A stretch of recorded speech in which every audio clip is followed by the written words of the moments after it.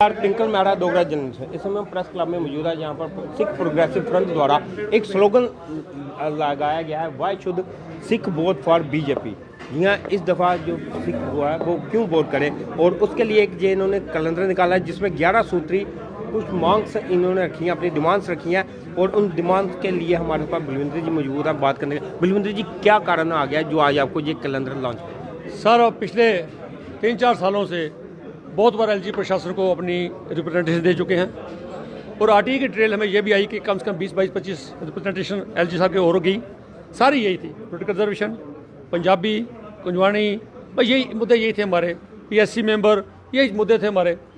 लेकिन पिछले 3-4-5 साल 2016-17 के बाद जब से पीडीपी और बीजेपी का अलायंस जम्मू कश्मीर में आया, उसके बाद हमें उम्मीद थी कि सबका साथ सबका विश्वास प्रधानमंत्री जो नारा किया वो सिंसियरिटी से दिया होगा, साफ दिल से दिया होगा, लेकिन वो हमारे साथ वो भी हमारे साथ कहीं ना कहीं छलावा साबित हुआ। प्रधानमंत्री जी की मैं फिर अप्रिशिएशन कर दूँ कुछ चीज़ों के लिए जो हमारे साथ जिनकी इमोशनल वैल्यू थी वो उन्होंने की, उसके लिए उनका धन्यवाद। लेकिन रियासत में हमारे साथ क्या किया, क्या धोखा किया आज, क्योंकि बड़े इंतज़ार के बाद आज हमें मजबूरी में ये आना पड़ा। और वह भी आज पहले दौर में हम ये नहीं अपने सिख वोटरों को कह रहे भाई बीजेपी का वोट मत दो, हम कहें कास्ट योर वोट वाइजली। हम उनको अवेयर ज़रूर करेंगे कि ये हमारी डिमांड थी, अपनी वोट कास्ट करने से पहले ये ज़रूर पढ़िए, फिर अगर आपका ज़मीर मानता है, अगर आपका कॉन्शियस लोग करता है कि बीजेपी को आपका वोट जाना चाहिए, तो फिर बीजेपी को वोट दीजिए। अगर ये पढ़ने के बाद कोई सिख मैं नहीं समझता जो सोचेगा भाई कास्ट वोट किसको करनी है, वो खुद समझ जाएगा। मैं मेन मुद्दों की बात करूँ, हमारी सबसे बड़ी डिमांड थी मौजूदा दौर में कि पॉलिटिकल रिजर्वेशन, आपने एससी को रिजर्वेशन दी, ओबीसी को दी, आपने पहाड़ी को दी, आपने गुजर्स को दी, आपने नॉन माइग्रेंट कोटे में कश्मीरी पंडितों को रिजर्वेशन दी, आपने पीओजे की कैटेगरी में रिजर्वेशन दी, तो सिखों को क्यों नहीं? तो सिखों को इंसाफ लेने के लिए किसी और कंट्री में जाना पड़ेगा। आप जो भाषणों में तकरीरें करते रहे भाई सबका साथ लेके चलेंगे, क्यों नहीं? हमें हमारी नुमाइंदगी जब तक असेंबली में नहीं होगी तो हमारी सिखों की ओवरऑल डेवलपमेंट कैसे होगी? उसके बाद SRO 425 कश्मीर में उसको अमेंडमेंट करके जो उसमें करेक्शन की गई, पर नॉन माइग्रेंट कोटे में जब जॉब देने की बारी आई, कश्मीरी पंडितों का नुकसान हुआ, उनका बहुत नुकसान हुआ, मैं मानता हूँ, उनको ड्यू कंपनसेशन भी मिला। अगर उनका 300 लोग मारे गए, 200-250 सिख भी मारे गए, उनका भी पोलिटिकली, सोशली, इकोनॉमिकली उनका भी नुकसान हुआ। तो उनको जो जॉब देने की बारी आई तो सिर्फ कश्मीरी पंडितों को क्यों, सिख बच्चों को क्यों नहीं? उनका क्या कसूर था कि हिंदुस्तान का झंडा बुलंद करके बैठे थे। एलजी साहब से बात की, उन्होंने कहा जी वाकई ये गलत हुआ, बहुत जल्दी मैं उनके लिए भी पोस्टर निकालूंगा। एलजी साहब, इस बात को 2.5 साल हो गए, आपने कोई पोस्ट सिख बच्चों के लिए नहीं निकाली। उसके बाद पंजाबी, जो हमारी माँ बोली पंजाबी को Jammu Kashmir JKUT official language bill में से बाहर निकाला गया, क्यों? कहते जितेंद्र सिंह जी ने पार्लियामेंट में कहा जी सिर्फ ये सिखों की जुबान है, 2% लोग बोलते हैं। जितेंद्र सिंह जी जम्मू में कम से कम दावे से कहता है मोर देन 50% लोग पंजाबी बोलते हैं। मैं फिर कहता हूँ डोगरी बड़ी मिठी जुबान है, हर शख्स को अपनी जुबान मुबारक है, लेकिन हमारी माँ बोली के साथ ये डिस्क्रिमिनेशन आपने क्यों की? कोई सिख आपको इस चीज़ पे माफ़ नहीं करेगा।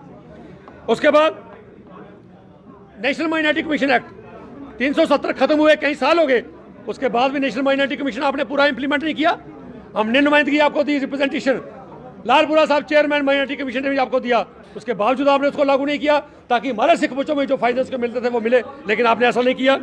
उसके बाद जो 1980 राइट में जम्मू में 13 लोग मारे गए थे एंटी सिख राइट्स में, हमारी एक रिप्रेजेंटेशन आज से 4 साल पहले राजनाथ सिंह जी होम मिनिस्टर थे, उनके पास गई, भाई आपने बाकी हिंदुस्तान में लोगों को 8.5 लाख रुपये दिया, जम्मू में जो ये हुआ था उनको सिर्फ 1-1 लाख मिला। वहाँ से लेटर जम्मू में आई, रेवेन्यू सेक्रेटरी को गई, पर्सनल सेक्रेटरी टू गवर्नर को गई। 3.5 साल से हमारी कई मीटिंगें हुई, केस बनाया गया, कहा गया भाई वाकई इनको 1 लाख मिला है, इनके साथ बेइंसाफी हुई है, इनको 7.5 लाख और दिया जाए। 1 करोड़ का सिर्फ कंपनसेशन सरकार आज तक नहीं दे पाई, क्लेम सरकार बहुत बड़े बड़े करती है। हमने सिखों के लिए ये किया, प्रधानमंत्री जी ने सिखों के लिए ये किया, होम मिनिस्टर ने सिखों के लिए ये किया। मैं कल बड़ा मजाक, एक बड़ी हंसी वाली बात आई, कल हमारे मनजिंदर सिंह सिरसा जो आज से 1.5 साल पहले तक सिख नुमाइंदे थे, मैं भी उनकी बड़ी कदर करता था, उनका बड़ा फैन था। चाहे वेस्ट बंगाल में किसी सिख के साथ कोई जुल्म हो वो पहुँचते थे, असम में किसी सिख के साथ जुल्म हो वो पहुँचते थे। आज उनकी भाषा ऐसा यू टर्न लेते हैं, जब कोई पॉलिटिशियन एक जगह छोड़ के दूसरी चेयर पे बैठता है उसकी नजरें ही चेंज हो जाती है, उसकी सोचने की शक्ति चेंज हो जाती है। पहले वे किसानों के लिए लंगर लेके दौड़ते थे, आज वो किसानों को मैं समझता देखना नहीं चाहते, आज वो किसानों की एजिटेशन को बिल्कुल डिनाई करते हैं, भाई गलत कर रहे हैं एजिटेशन। कल वो जम्मू में आए, मेरे अच्छे दोस्त हैं सारे, ये चीज़ें सारी मैंने सिरसा साहब को बहुत बार एक्सप्लेन की। कुंजवानी चौक की डिमांड उनको पता, बंदा सिंह बहादुर की। कल फिर किस बेशर्मी से वो भगत चौक पे खड़े होकर कहते जी मैं माननीय प्रधानमंत्री जी का बहुत धन्यवाद करता हूँ कि स्टैचू दिया। और यार स्टैचू देना किसकी डिस्क्रिशनरी पावर है? वो एक कारपेंटर करवाता है, वो जेएमसी कमिश्नर करता है। बहुत अगर कोई केस बड़ा हो तो वो कमिश्नर हाउसिंग और अर्बन डेवलपमेंट डिपार्टमेंट करता है। उसमें से उनका रोल कहाँ से आ गया? फिर कहता जी मैं अमित शाह जी का मुबारकबाद देता हूँ, स्टैचू लगाया। हाँ, जो कुंजवानी में अप्रूव हुआ था वो स्टैचू लग गया भगत नगर में। मैं फिर कहूँगा, एक बार उसको कैद किया, संगलों में जंजीरों में कैद किया मुगलों ने, दूसरी बार कैद कर दिया हमारी सरकार ने भगत नगर लगा के 2 बजे 4 का स्टैचू बना के दे। हमारे साथ बहुत बड़ी बेइंसाफी, मजाक करोना मजाक किया। आज भी हम उसको डिनाई करते हैं, हम उसको एक्सेप्ट नहीं करते, उसको रिजेक्ट करते हैं। जब तक कुंजवानी चौक में स्टैचू नहीं लगेगा, कुंजवानी चौक का नाम बाबा बंदा सिंह बहादुर के नाम पे नहीं रखा जाएगा, हम बिल्कुल एक्सेप्ट नहीं करते। उसके बाद जो सरकार ने 47 में पार्टीशन के टाइम पीओजेके से जो लोग आए थे उनको 1 टाइम इंटरम रिलीफ देने के लिए एक कमेटी बनाई गई, parliamentary standing committee headed by Venkat Naidu ji, जो भारतीय जनता पार्टी के थे। 22 दिसंबर 2014 को उन्होंने रिपोर्ट सबमिट की। उन्होंने कहा जी सिखों जो वहाँ से लोग आए हैं उनको 1 टाइम इंटरम रिलीफ 30 लाख की देनी चाहिए। इन्होंने 5.5 लाख देके बंद कर दिया, बाकी कहाँ है? उन्होंने कहा जी जो पीओजेके से लोग आए हैं उनके बच्चों को प्रोफेशनल कॉलेजेस में, बाकी नौकरियों में उनके लिए रिजर्वेशन की जाए। क्यों नहीं? जब हमारी कोई बात आती है आप स्टेप मदरली ट्रीटमेंट करते हो, फिर कहते हो जी सबका साथ सबका विश्वास। और लास्ट में जो 254C के तहत जो वहाँ से माइग्रेशन होकर पार्टीशन के टाइम आए थे उनको 254C के तहत ज़मीनें अलाट की गई और उनके ऑनरशिप राइट्स दिए गए। तो लोगों में से काफ़ी लोगों ने बेची, घर बनाए, बेची, अपना काम किया। आज सरकार को क्या लगा कि उसको रिवोक कर दिया गया, ऑनरशिप राइट्स खत्म कर दिए गए हैं।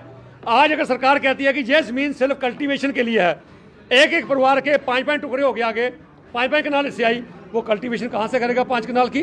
उन्होंने रखी है कि 10 मरले बेचेंगे, बच्चों को दुकान खोलेंगे, 10 मरले बेच के बच्चों की शादियाँ करेंगे। आज सरकार ने उसकी ऑनरशिप राइट्स खत्म कर दिए। सो मैं अंत में अपनी सिख बरादरी से यह अपील करता हूँ कि जब भी जाओ वोट देने से पहले ये चीज़ें ज़रूर देख लो, इस कैलेंडर की तरफ ध्यान जरूर दे दो। ये हर घर में ये कैलेंडर पहुंचेगा, हर व्हाट्सएप ग्रुप पे पहुंचेगा। भाई सरकार किस सरकार ने हमारे साथ क्या किया और हम इसको वोट क्यों दें। असेंबली इलेक्शन के लिए तैयार रही है, हम घर घर जाके कहेंगे कि अगर ये हमारे मुद्दे पूरे नहीं किए गए भाई कोई सिख बीजेपी को वोट मत करें। हालांकि बलविंदर जी मना तो नहीं कर रहे भाई वोट ना करें, लेकिन उनका ये कहना है कि जो पिछले लंबे समय से सिख समाज की ये डिमांड्स रही है, लेकिन उन डिमांड्स को भी एक दफ़ा अपने दिमाग में जरूर रखें और उसके बाद ही वोट देने का फैसला करें। अब आप सब लोगों ने इनकी पूरी बात सुनी है, अब आप सब लोगों की इस पर क्या राय है अपने राय कमेंट बॉक्स में दीजिए। इस तरह के और आप देखते रहिए डोगरा जर्नल।